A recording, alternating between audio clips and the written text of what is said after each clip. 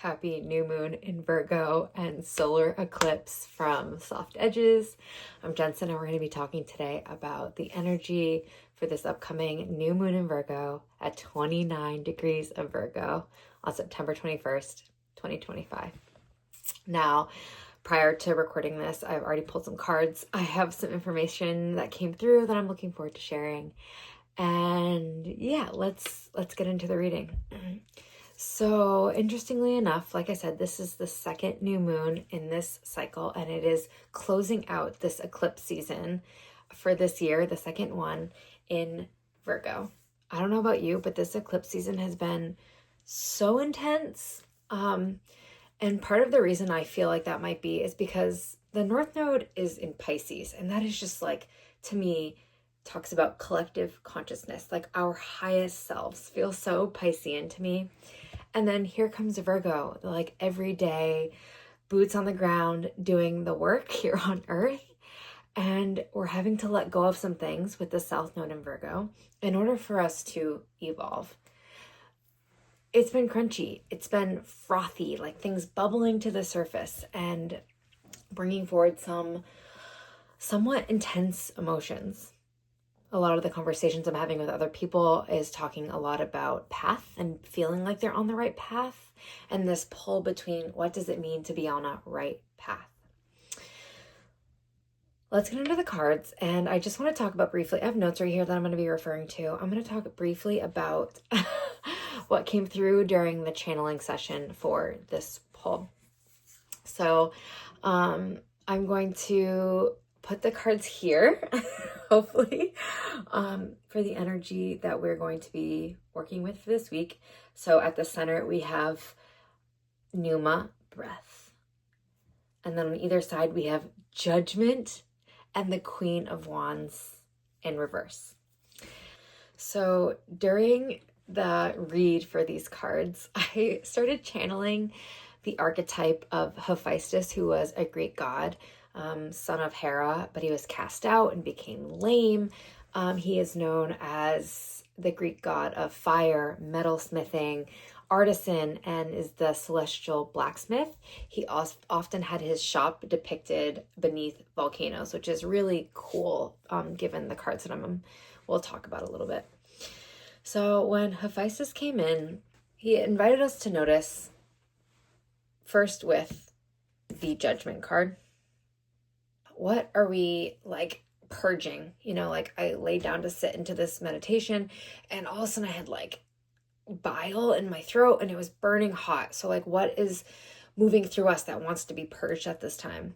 Not only that, but I felt my ass clenching, and it made me think about, what are we holding on to that we're refusing to digest, to move through? Now, this feels like not just from this lifetime, from like lifetimes of holding on to wounds, which will come up later when I talk a little bit more about what the Judgment is asking of us. But what Hephaestus came through to say was, we're at this period of time where it feels like we are on an island. And I got this island, like a vision of an island, each of us on an individual island with like a volcano on it, making more of an island. And through this forging of the fire and this like volcano, even though we feel really alone at this time, maybe through whatever we're experiencing that feels super challenging, this new moon is making us realize that even though we feel alone, we're not alone. Like all of these islands in reality are actually touching, and we're all experiencing this like cosmic purge.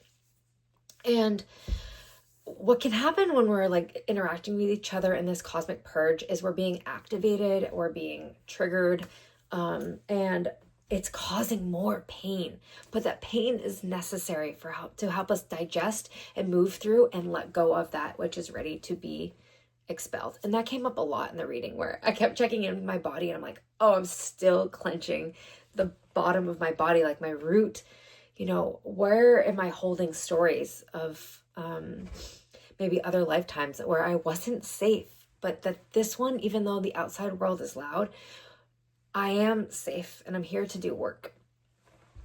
And by work, I mean to raise the consciousness. And I think that I'm not alone in this. I know that this is a shared experience of people probably watching this video at this time. So something else that Hephaestus was saying was, we're on this journey up a hill right now, and it might feel like a never-ending hill, but if we zoomed out, we would be able to see that everyone is climbing this hill right now. And in order for us to get up to this hill, we're having to remove the backpack of burdens that we are carrying to realize that everything we need within us is within us. Everything. Breath, the energy, the overall energy of this week talks about like from the center inspires life. And we have that. And that life inspires the world. Like, look at this world. It's creating the new world. Creating a world that we want to be in. So zooming out, seeing that we're all climbing this hill right now, we're moving the backpacks, we're moving through the burdens, we're alchemizing past wounds, we're forgiving ourselves. That is what the Judgment card is asking of us. To forgive ourselves of wrongdoings that we've done, or maybe like opportunities that we felt like we didn't take up from not just this lifetime, but many lifetimes. I feel like because we're being so activated, it's like wanting us to like pull back and be like, holy shit. But the way out of this is through it.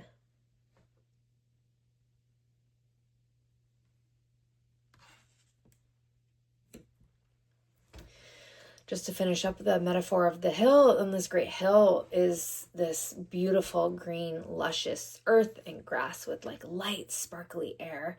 And we can all exist here in peace. And our soul knows peace, so it is moving towards that. And in order to remember the knowing of peace that we have to let go of the clenching, the discomfort in the lower part of our body that tells us that we're not safe to be here. From this new moon bursts life. In the teachings that I practice, I don't manifest during new moons, and I don't recommend it.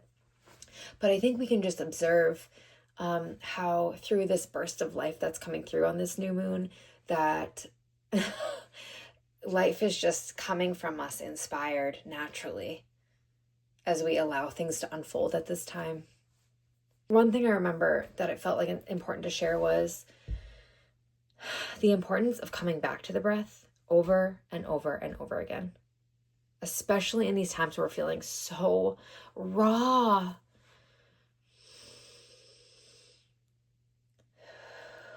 Coming back to the breath over and over and over and over and over and over again. Because we can't control all of the things that are falling away. We can't control all of the things that feel impossible to face right now, or the areas that we feel out of control, but we have the ability to control the breath.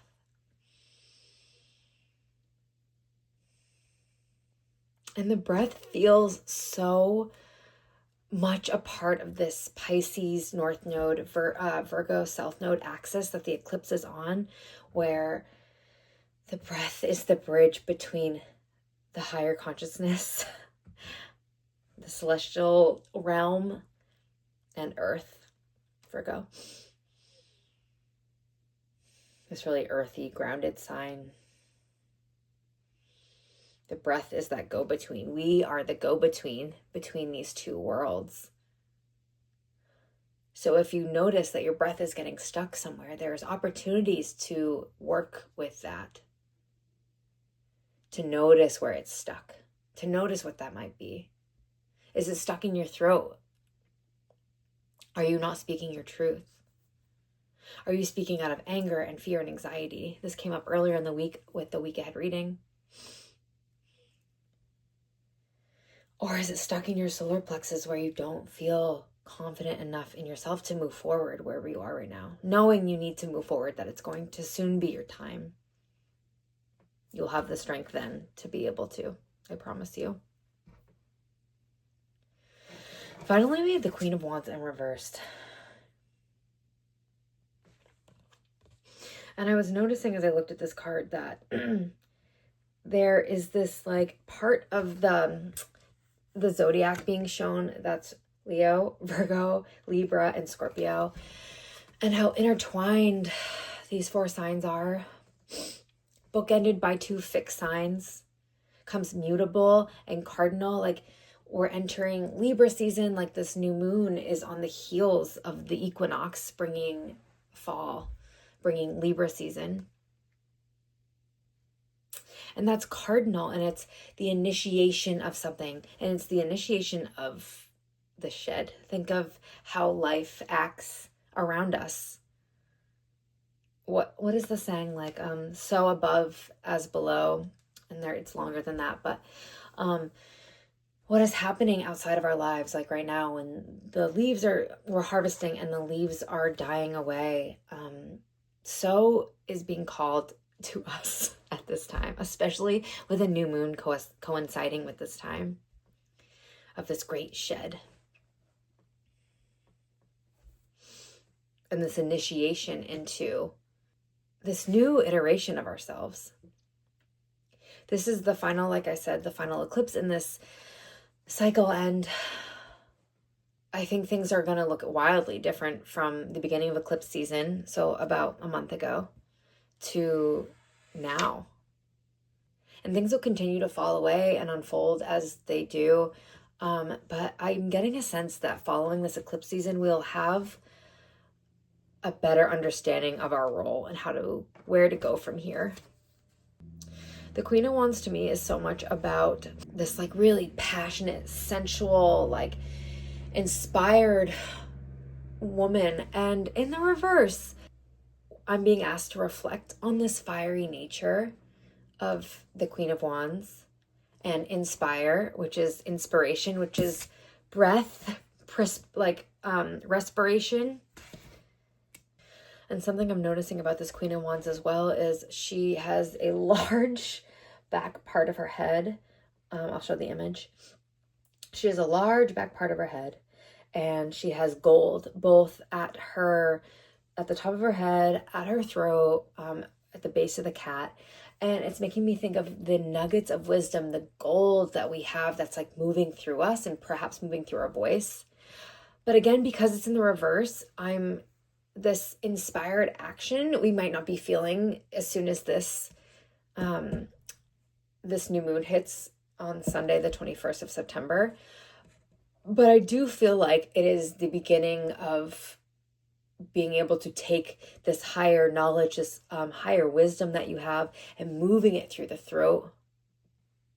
Maybe right now that just looks like, what I'm hearing right now is that it is like being inspired at this time. And the more that you're able to sit with your breath, the more you will better understand how to move this knowing, this wisdom from the head through the throat and shared, whether through like inspired action, through movement, through a creative project, and most likely something creative. I'm noticing there's like earth, and it's something that you do bring forward as an offering of some kind, whether it's shared or not. Again, and finally, it feels really important to reiterate that in the reverse, and as an overall message of this eclipse in Virgo and this new moon, that we're not taking action right now. The only action you're taking is coming back to the breath over and over and over again, and which tells me to keep coming back to the self, to just notice all the things moving through, the pain. How can you forgive yourself? How can you forgive others for their pain and how their pain is showing up? I'm just looking, there was one line in the Ritual Tarot Guidebook that I thought was super, super juicy for judgment. The seeker must forgive themselves for their past mistakes in order to move forward. Invitation to name maybe a past mistake, ones that you know and ones that are from lifetimes ago that you don't know exactly, but just like doing a breath meditation around that forgiveness of self. It is a very potent time, lots of energy moving around. I'm sending you so much love and blessings as we enter this next phase. Good luck, and I'll see you on the other side.